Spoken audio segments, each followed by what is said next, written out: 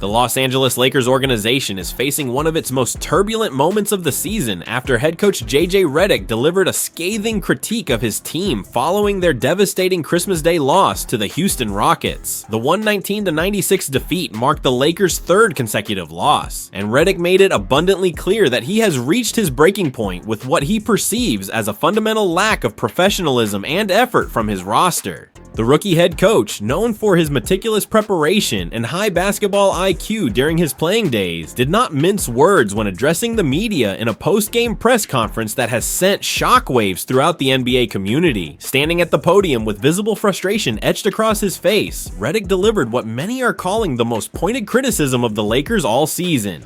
The coach began by identifying two critical areas where his team has consistently fallen short: effort and execution. According to Redick, when the Lakers commit to both of these fundamental aspects of basketball, they transform into a competitive force capable of challenging any team in the Western Conference. However, when they fail to prioritize these elements, the results are catastrophic, as evidenced by their humiliating performance against Houston on one of the NBA's biggest stages. The Christmas Day matchup was supposed to be a showcase opportunity for the Lakers to demonstrate their championship credentials on national television. Instead, what unfolded was a one-sided affair that exposed deep-rooted issues within the team's culture and mentality. The Rockets dominated from start to finish, maintaining a double-digit lead throughout the entire second half and out-rebounding the Lakers by a staggering margin of 48-25. This disparity on the boards was particularly troubling for Redick, as rebounding is often considered the ultimate hustle statistic, a direct reflection of desire and commitment on the basketball court. What made Redick's comments particularly noteworthy was his willingness to call out specific patterns of behavior within his locker room. The coach revealed that there are consistent offenders who regularly fail to make the necessary choices that separate professional basketball players from merely talented individuals. This public acknowledgement of internal issues represents a significant escalation in the Lakers' ongoing struggles, and suggests that Redick believes the problem runs deeper than simple tactical adjustments or strategic modifications. The coach is essentially questioning whether certain members of his roster possess the mental fortitude and dedication required to compete at the highest level. Redick's most striking declaration came when he announced his plans for the team's upcoming practice session. Promising an uncomfortable meeting and practice, the first-year head coach made it clear that he has no intention of tolerating mediocrity for the remaining 53 games of the regular season. This statement carries particular weight given Redick's reputation as someone who demands excellence and accountability. During his 15-year playing career, Redick was renowned for his work ethic, preparation, and attention to detail. Now, as a coach, he expects nothing less from the players under his leadership. The timing of this meltdown could not be worse for a Lakers franchise that entered the season with legitimate championship aspirations. Currently sitting at 19-10 and occupying 5th place in the highly competitive Western Conference, the team finds itself in a precarious position. While their record suggests they remain in playoff contention, the recent trajectory has been alarming.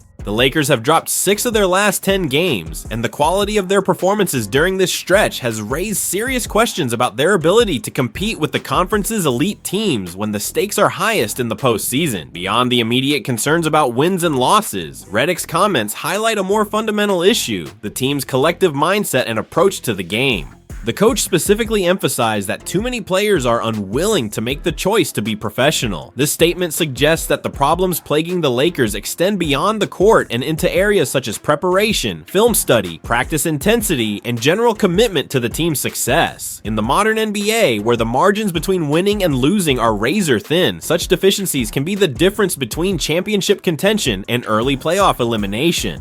The defensive performance against Houston was particularly egregious and seemed to crystallize many of Redick's frustrations. The Lakers' inability to contest shots, rotate properly, or show basic defensive awareness was alarming for a team that employs high-profile veterans who should understand these fundamental concepts. The coach's reference to players not caring enough struck at the heart of what he believes is wrong with the current roster construction.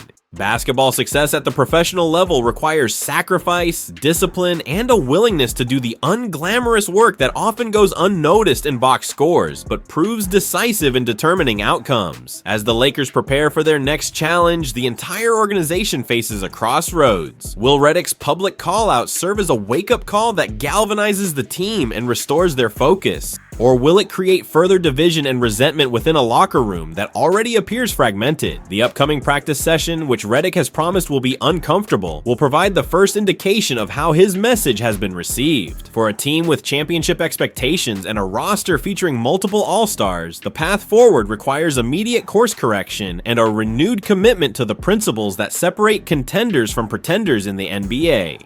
In a crushing blow to the Los Angeles Lakers' championship aspirations, star guard Austin Reaves has been diagnosed with a grade 2 gastrocnemius strain in his left calf, an injury that will sideline him for approximately 4 weeks, according to the team's official announcement on Friday.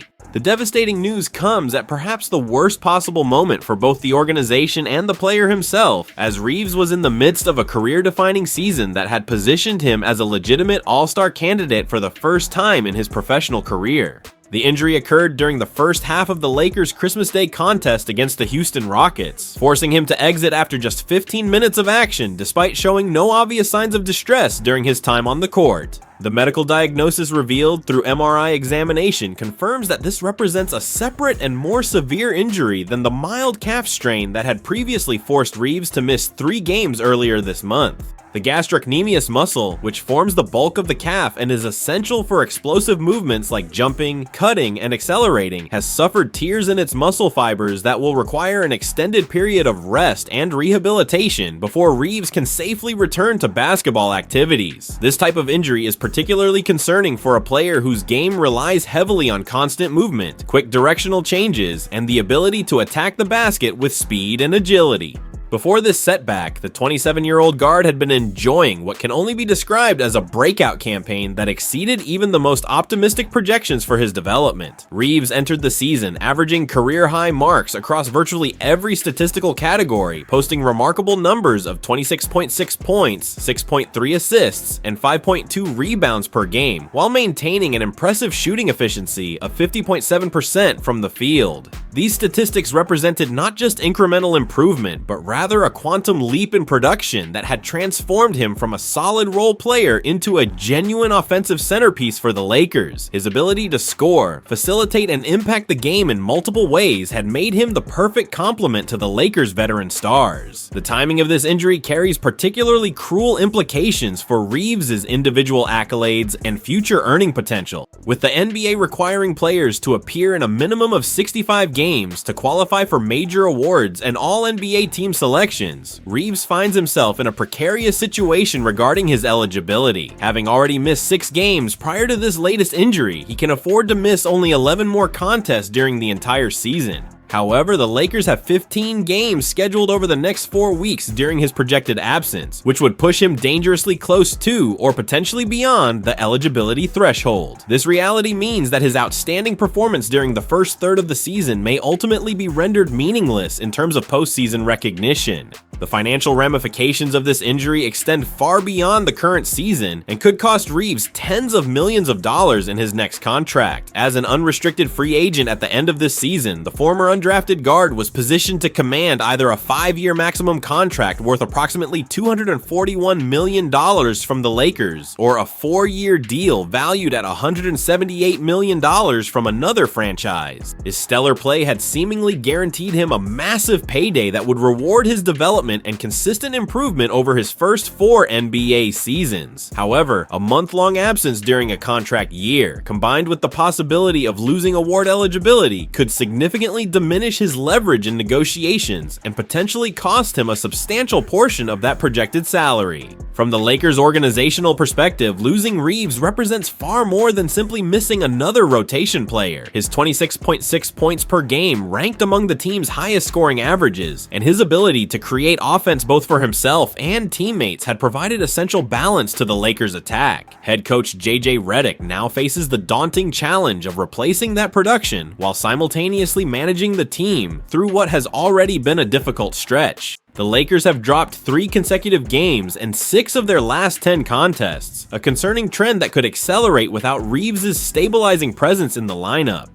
The circumstances surrounding this injury make it even more frustrating for all parties involved. Reaves had just returned to action on Tuesday against the Phoenix Suns after missing those 3 games with what was described as a mild left calf strain. The Lakers organization had emphasized their intention to be cautious with his return, starting him off the bench and limiting his minutes to 22 in that contest. He appeared to respond well, scoring 17 points without showing any visible discomfort. However, when he was inserted back into the starting lineup for the Christmas Day showcase, disaster struck in the form of this more severe injury to the same muscle group. Medical experts who study basketball injuries have noted that grade 2 muscle strains typically require an average of 40 days for complete healing in NBA players. This timeline takes into account not just the biological healing of the muscle tissue, but also the need for reconditioning, strength building, and the gradual reintroduction to basketball-specific movements. The Lakers will need to exercise extreme caution in Reaves' rehabilitation process to avoid the risk of re-injury, which would be catastrophic for both his long-term health and the team's playoff prospects. A rushed return could lead to compensation patterns that create injuries elsewhere, or a complete rupture of the already damaged muscle fibers. The injury also highlights broader questions about the Lakers' medical and training staff protocols. How did a player who was supposedly cleared to return from a mild calf strain suffer a more severe injury to the same area after just 1.5 games back?